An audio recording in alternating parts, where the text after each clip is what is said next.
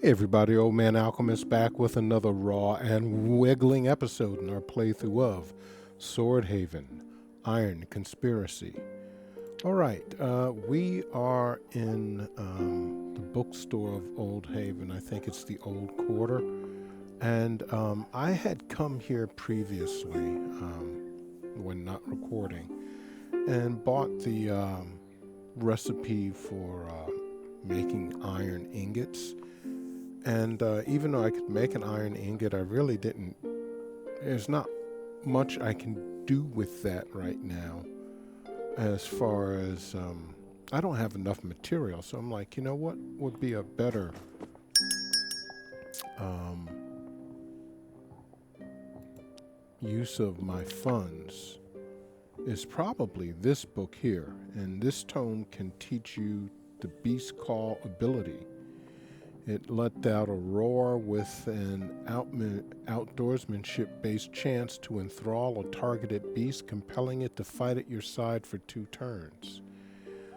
Which could be useful, I think. And let's just see what our outdoorsmanship is. It's 43. Better if it were 50. But we're going to buy that anyway. And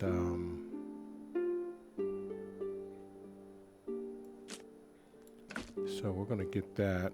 This is for personality. We don't need that right now. God, I really wanted to get this, but I don't think I can afford that. Maybe if I come back with, oh, you know what I should do is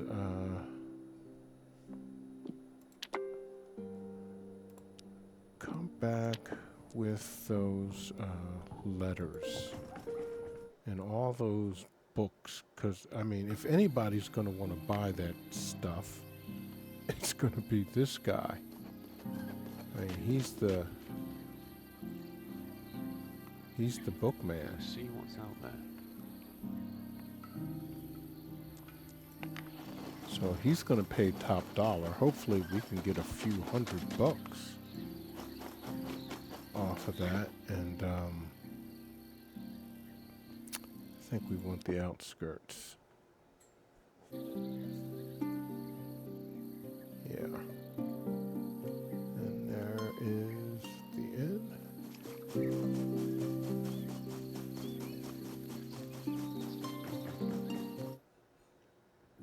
And if I remember also correctly, he pays a pretty good price for these bloody things. So let me give him mine.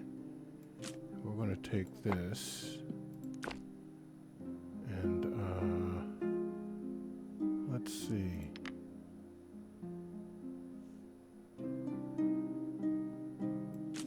Let's put that there. And hopefully the take all is just that. Yeah, okay. So we got all those books and things. Any more of those? We can't sell that because it's stolen. We can sell this. Any more?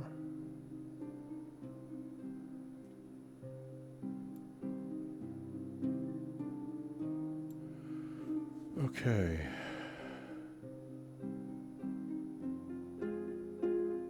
Well, you know, he might want spectacles. I don't know. Let's see what happens.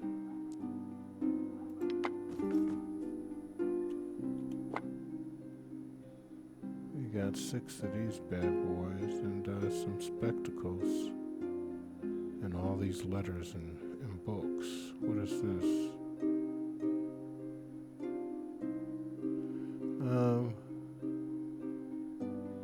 Well, I don't think we ever read it. The partners gained 6 of the yellow pages.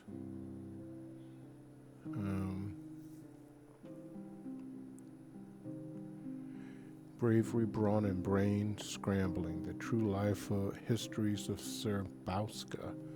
This tome is a detailed biography of Sir Bauska of Cuspils, a prolific tournament fighter known as much for his unorthodox pacifist principles as for his skill at the joust. An odd duck, even by the author's standards, and deeply troubled soul, Sir Bauska began life as the seventh son of a firebrand Nova Draconian Wadelot. When he came of age, the hero-to-be joined a mercenary company, seemingly in spite of his zealous father, who preached against killing even in self-defense.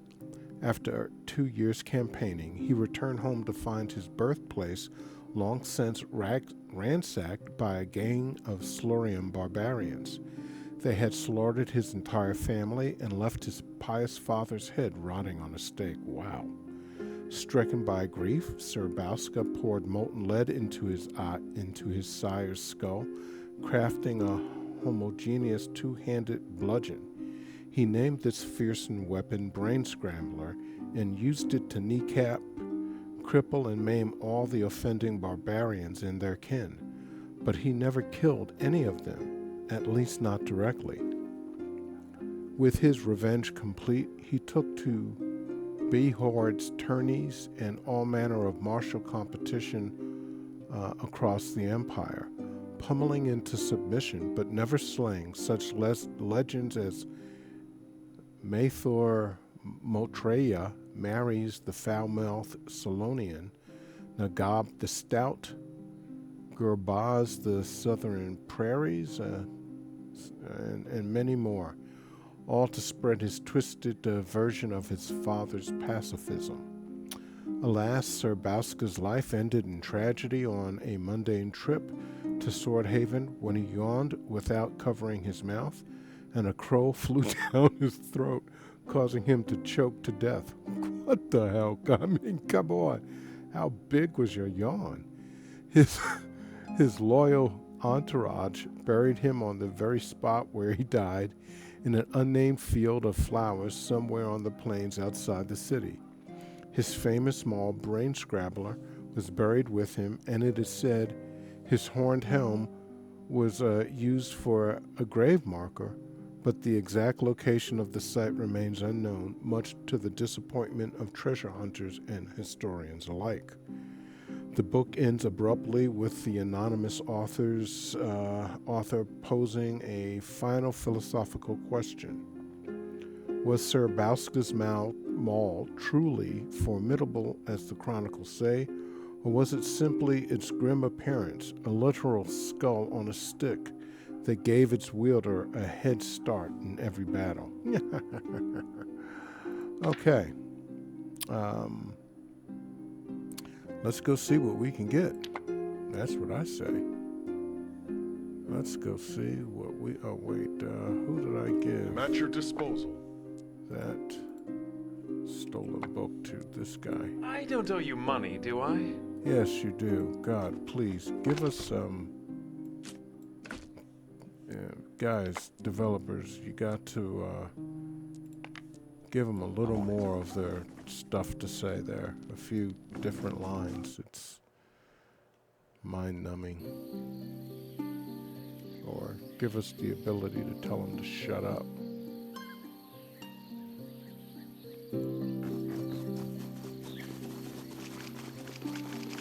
Alright, so let's go back to the old quarter. We're going to buy those books. And, yeah, this should be the bookseller over here. And then we're going to go to the Beggar's Quarter. And that will be the last quarter we have to explore. Then we should be able to start completing some missions. And show me what you have. Come on. Oh, damn. Only $1 each? Come on, man. What kind of noise is that?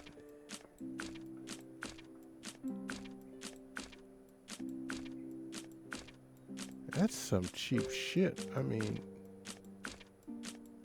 at least the books you're getting a decent penny.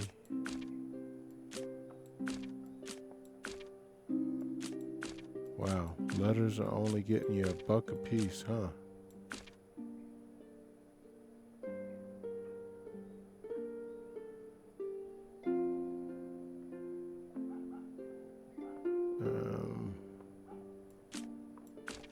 Did I read that? Well, let's not sell it just yet. Let's sell these guys.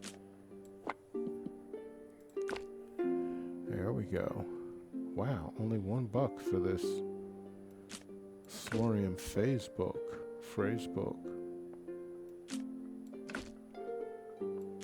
That is,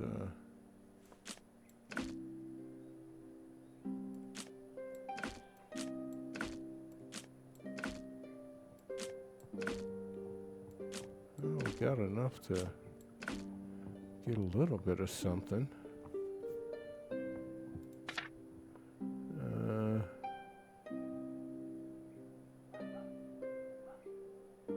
Okay.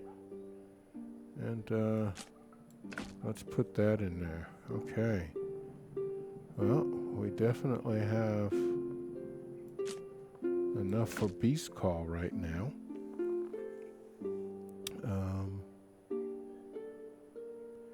Make anyone hit harder. That's interesting. This is for panic attacks. Stop bleeding. Confusion.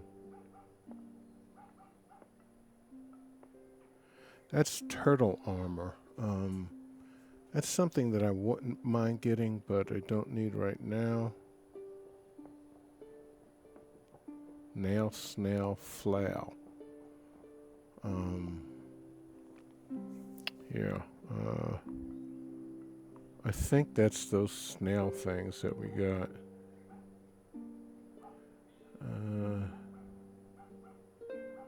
Okay, and that's ball to ore. We don't need that right now. That's an immobilization cure. This is a reflex enhancing potion, but right now I think this book contains a recipe for a potion that will make anyone hit harder for a short time.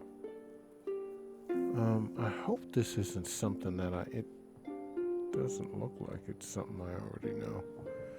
I guess we're about to find out. Okay, 1320.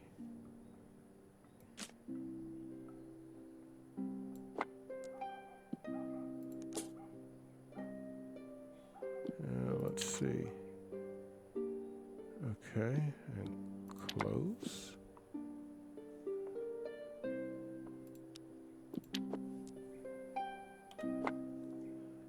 And okay. Heavy attack potion. Okay, I don't know that. Good.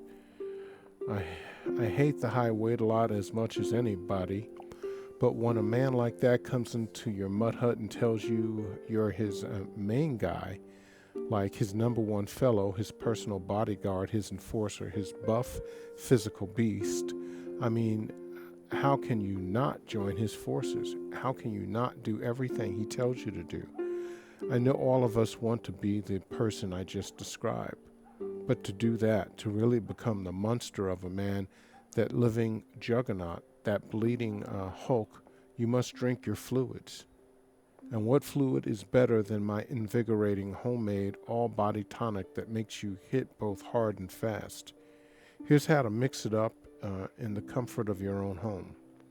Below is a set of instructions for brewing the potion in question, the so-called physical beast formula. Okay, I guess we're going to find out how to do that. And now, we all learned Beast Call. Wow, fantastic. That's nice. As I visit the Droud's Draudzig of Mesopark, begin this research journal, which will one day prove me the greatest scholar of my age, I set before you a theory I shall endeavor to test. I firmly believe, and the scripture agrees, man to be the pinnacle of creation, for only man possesses a chance at the afterlife. The uncouth brute, meanwhile, be it wolf, boar, red bog rooster, filthy slurium, or even your typical peasant, is nothing more than an organic mechanism fashioned of flesh and assorted liquids instead of cogs and gears.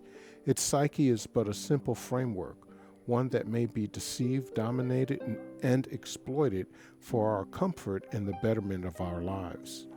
In the following pages, I shall describe my methods of controlling the various creatures I have encountered.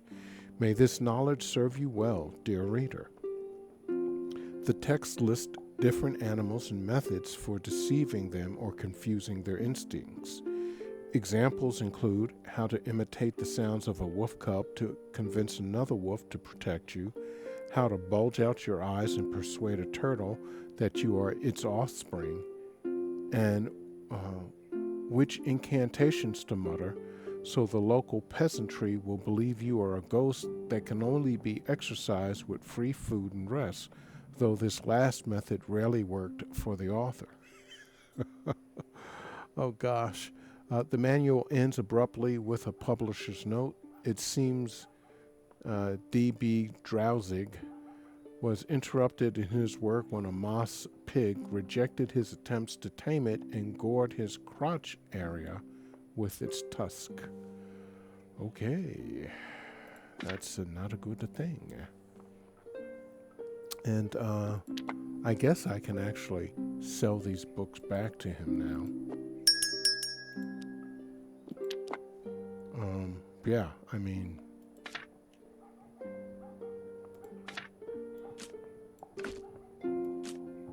I'm not getting as much as it was when I was, you know what? How much? Oh, no. Give me the money, and I'll buy that other book now.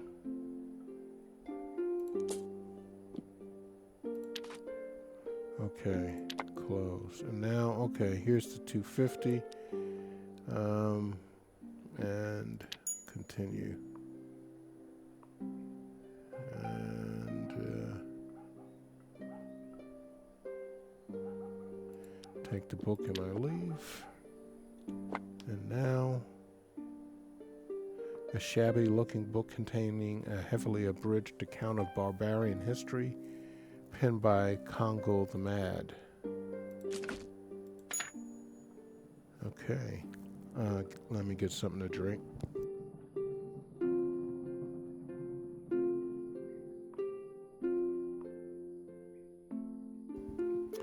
The opening passages are missing, save for the date. The book was scribed some 50 years ago during Congo's lifetime. Little is known of the tribes that preceded today's eastern Silurium. I have not had the opportunity to cross the mountains beyond their dwellings, but from what I gathered during my expeditions, they still exist. In fact, whole armies traverse the endless grasslands of the Forbidden Waste. Mysterious shamanic sects worship in sacred poplar groves and monumental basalt ruins closed to the uninitiated. A page has been torn out here. For many eons, the land we now arrogantly call Nova Draconia was inhabited by an advanced civilization akin to those who built the blackstone ziggurats of Sumercam and other wonders of the ancient world. Yet when the first Silurium migrated here from the west, they were but a dim shadow of their mighty ancestors. Most of the old temples had fallen into disuse, and the people led much simpler lives than their predecessors. Where once proud towers stood, now burrows appeared, extensive underground labyrinths that, the ink on the next page is an illegible smear. It would seem the Silurium first arrived in this civilization, which from this point I shall call Ahaztua.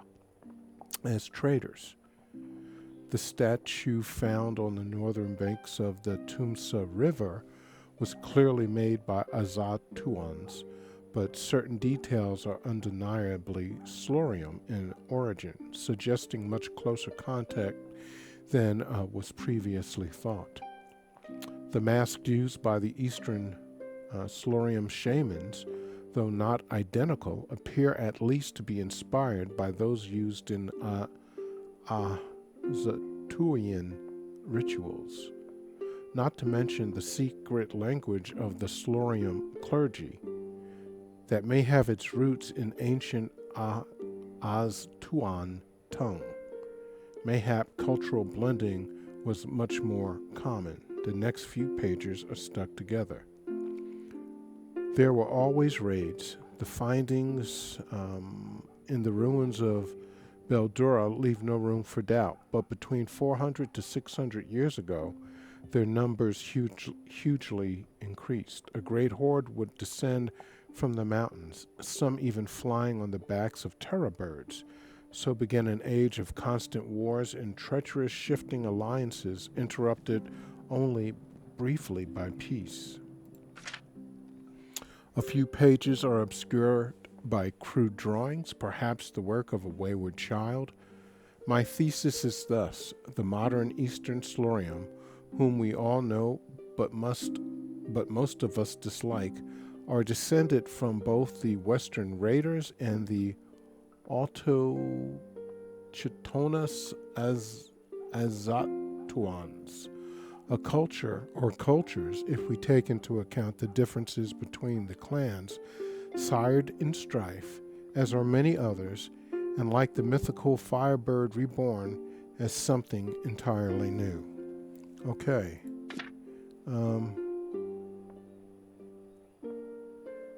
When you open the book, 2 loose pages fall to the floor. They're not part of the manuscript, written in a different ink, but by the same hand. Perhaps you should take a closer look. All right, let's get something to drink first.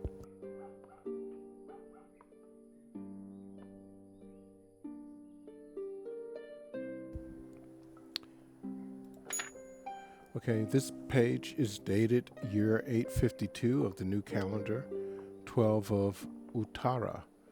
Now I'm absolutely certain last year's comet wasn't an omen of our doom. It was our doom. Wow. Reading about the fall of Karzamand at the hands of the dreaded Lord Alb of Faerie, or the sunken city of the Southern Sea, and many other disasters, we rarely consider that the same fate could befall us today, but why not? When the Eastern Slorium first spotted Imperial ships approaching their shores, did they know it would be the end of their world? I fear that we are in the exact same position now, oblivious to what has already begun. I need to gather more evidence and present this to the High Wait-a-lot, but I must be even more discreet now, for I have little trust in these new arrivals at court. Something about them feels alien. Okay, and what is this? This page is dated year 850 of the new calendar, 4 of Quinid. What a fascinating discovery. The ancient Zune Pharaon scroll I purchased from an overseas merchant has revealed that the magic gates I've been studying these past 7 years can be opened with a special key, something I've translated to mean amber cube. I got an amber cube. Said cube should be placed upon a stone altar, my term, its surface bearing a square indentation encircled by a movable stone ring carved with different images. From what I've gathered, the local Hall of Shimmering Gates is somewhere south of Swordhaven, surrounded by treacherous rainforest. Now all I need to do is find this amber cube. Okay, I got the amber cube.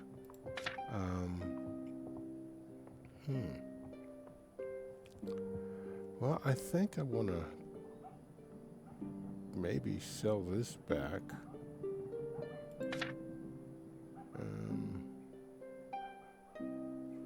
Well, maybe not. We're going to hold on to all of this And I think we're going to go back to the inn, drop that stuff off, and end this video there. And we're just going to call this one Bookseller. And let it be that. And then we'll, in the next video, we'll go ahead and spend our time in the Baker's Quarter. And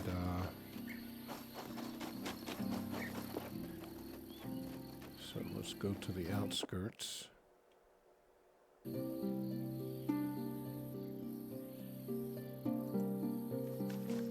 go drop off these items. We'll pick up some stuff, and I'm going to probably go make some medicines and whatever. But when we come back, we're going to go and explore the Beggar's Quarter. Alright guys, if you've been enjoying our playthrough of Swordhaven Iron Conspiracy, do me a favor, hit that subscribe button. We're trying to get to 1,000 subscribers. And also, help me out by crushing that like button, and do that also for all the other channels you visit, because it helps out every channel. Just a single like helps with the algorithm. And also, let me know what's on your mind. What are you playing? What are you looking forward to first playing in 2026? Until next time, this is Old Man Alchemist saying stay cool and peace.